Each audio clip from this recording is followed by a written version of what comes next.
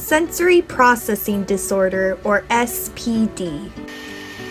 The central nervous system receives sensory input differently than the average individual, thus producing atypical responses. Some students may be hyposensitive or undersensitive to stimuli.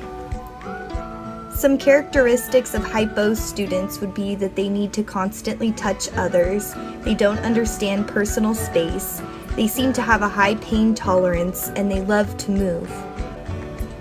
They love feeling deep pressure, accidentally harm others at times, exhibit thrill-seeking behaviors, and are sometimes uncoordinated. Some students with sensory processing disorder are hypersensitive or oversensitive to certain situations. They might exhibit extreme responses to loud noises, get distracted easily by background noises or colors or smells. They avoid touch, and they are often picky eaters. Hypersensitive students are often fearful of crowds, playgrounds, heights, and are uncoordinated, as with students with hyposensitivity. Now we're going to talk about some resources for SPD for parents and teachers. This is a great YouTube video that will help teachers and parents determine if the child actually has a sensory processing disorder or not. This would be a great printout to hand to parents who think that their child may have a sensory processing disorder. Jeanette Baker has a child with sensory processing disorder. She created sensoryprocessingdisorderparentsupport.com for parents who have children with sensory processing disorder and are looking to get questions answered, spread awareness, and share their success stories. Teachers and parents can put together a kit of items that will help children when they're over or understimulated. Ear defenders help when the environment becomes too noisy.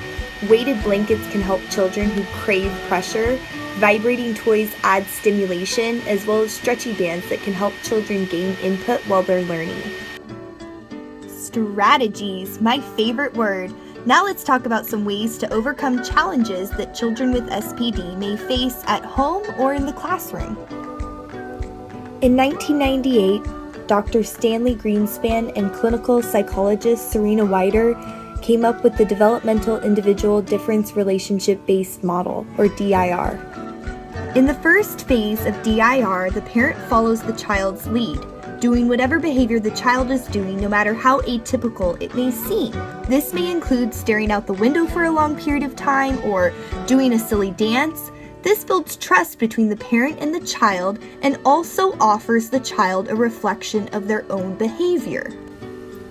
In the second phase of DIR, the parent uses the play sessions to create opportunities for the child to master skills in relating, communicating, and thinking. This brings the child into a shared world with the parent.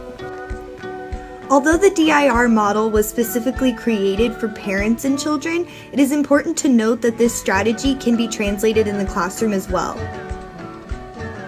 In order to develop strategies, we must first target the challenges. Is it handwriting? Maybe they need more fine motor activities that strengthen the pincher grasp. Is it transitions? Maybe they need a timer. Is it focus and organization? Maybe they need a schedule. Is it overstimulation?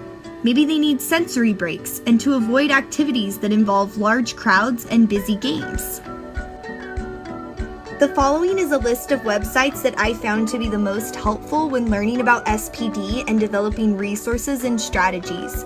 Just look at those kids' faces. They love them too. This website discusses the sensory integration theory developed by Dr. Jean Ayres. This is a link to an article that goes in depth on explaining the behaviors that are typical of children with sensory processing disorder. This is a helpful website for teachers where they can find strategies to help children face specific challenges. This is the king of all sensory processing disorder websites. It has everything. Thanks for watching. Have a great day.